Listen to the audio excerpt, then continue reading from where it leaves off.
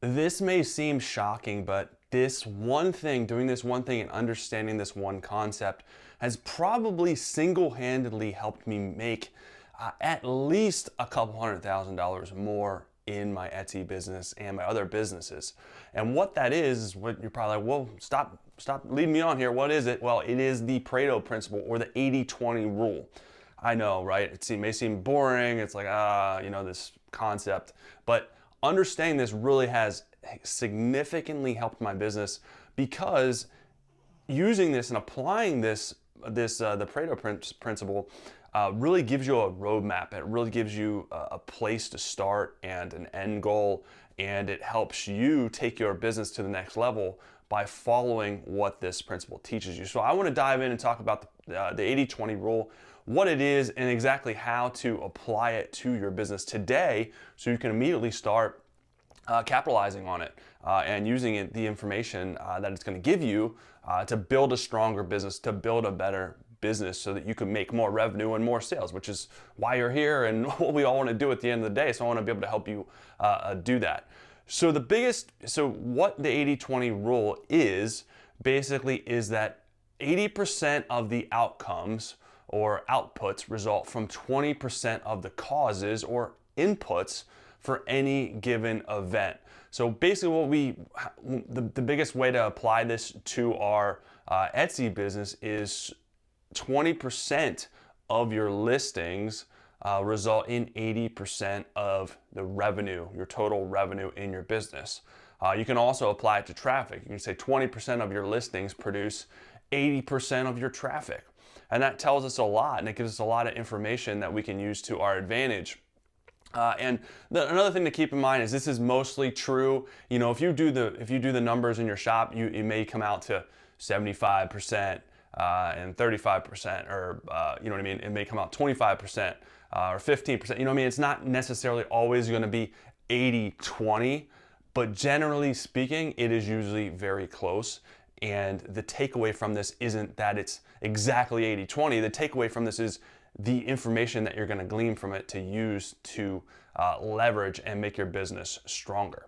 So basically the way that we have to start this out is, how many listings do you have in your shop? So if you have, if you look at your shop and you only have 10 listings, well, the 80-20 rule tells us basically that only 2 of those listings are going to bring in the majority of your traffic and sales. Not a lot, right? So if you have if you average like a $25 product, that's like $50 unless you sell it multiple times. But it's not a lot of opportunity there. But if you have 100 listings, considering the 80-20 rule, about 20 of those listings are going to bring in the majority of your traffic and sales. And we're going to be sitting at, at a significantly better place with having 20 listings that are bringing in revenue, 20 listings that are doing well. So the takeaway from this is, and I see a lot of people, the biggest problem a lot of shop owners have is they don't have enough listings. Sure, you can still get good information from this scenario, but you're going to get a lot better information from this scenario. And with margin of error and things like that, you could have 10 listings and none of them sell, or none of them sell. Maybe some of them are getting traffic, which you can still use the 80-20 rule to apply. But this scenario you're going to be in a lot better place, because we're going to have more information to use to make our decisions, to see kind of what's going on. The other kind of thing to keep in mind with this is this doesn't mean that you're going to take the other 80 listings and trash them or get rid of them. That's a huge mistake, because even though these 80 listings aren't bringing in the majority of the revenue, they're still bringing in some revenue, and they're still bringing in traffic, and they're bringing in people that are coming to your other listings and buying, and they're also giving the algorithm a lot more data to help categorize your shop, rank your shop, and make you a kind of a leader in the niche space that you're in. So if you get rid of this, all that data goes away, and your shop's definitely going to tank. Your traffic's going to tank. So keep them in here. It doesn't mean you're never going to get rid of listings, but you're going to be strategic about it. And if something doesn't sell for a long time, a year or two, all right, then maybe you want to cycle those out. but you don't just want to go in and delete listings. I've had students of mine, they're like, well, I just deleted 50 listings. And I'm like, oh my God, why did you do that? That is not, you shouldn't have did that because you got rid of all that data that was helping the algorithm categorize your shop and send more people to your shop because you have those extra listings with all those keywords, all that information. It's still helping your shop. So don't get rid of the bottom 80%. That's not the takeaway from this, so don't do that. But here's how we're going to use this information, and we're going to use it as breadcrumbs to set us up in a strategic way. So we're going to look at the 20% of our listings, regardless of where you're at. Take your listings, look at all your listings and sort by the top 20%. Which ones have the top number of sales? So it may take a little bit of time to do this, but sort and get the top 20% of your listings. Now, on the flip side, if you don't have any sales, look at your listings and what are the top 20% getting the most traffic, and you can still do the same thing. Hopefully you have sales, but depending if your shop's newer, you may not have sales yet, and that's fine. So we're gonna take the top 20% of performing listings, either with traffic and or sales, and then we're gonna basically see what is selling. So out of these 20 listings, what is selling out of them? What specific things are selling?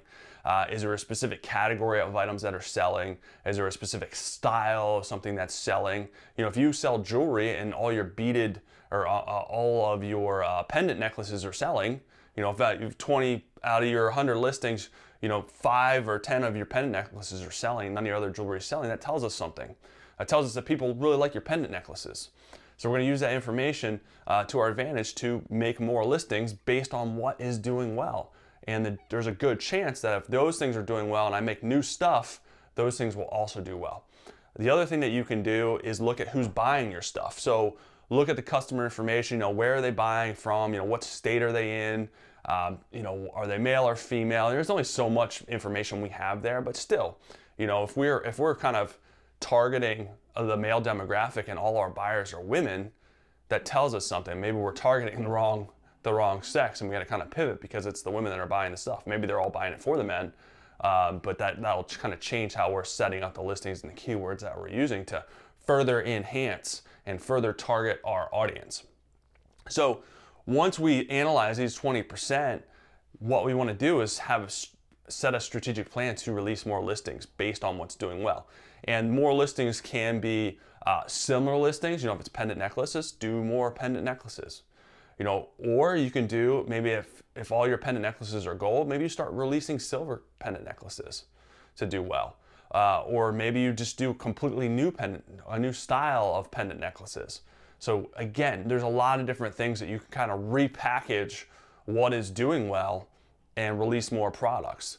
If people are buying your funny wine shirt, okay, what are some more funny wine shirts that you can release?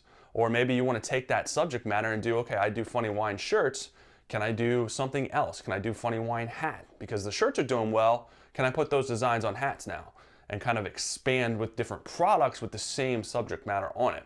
So there's a lot of different ways that you can kind of use this information to start to expand.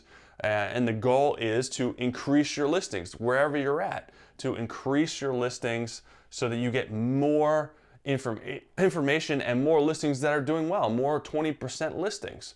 If you do 500 listings, if you use this information, you leverage it and you get to, well, that's a terrible 5. If you use it to get to 500 listings, that means that hopefully at some point, it's not going to be instant, you'll have 100 listings that bring in 80% of your revenue. So how much more money do you think you're going to make if you have 20 listings bringing in 80% of your revenue, and then you increase it to 100? You think you're going to make more money with 100 listings bringing in 80% of your revenue, or 20? Probably 100, right? If we're doing things the right way. You can't just throw mud on the wall. A lot of people, A, don't have enough listings, which causes problems and causes them not to sell more.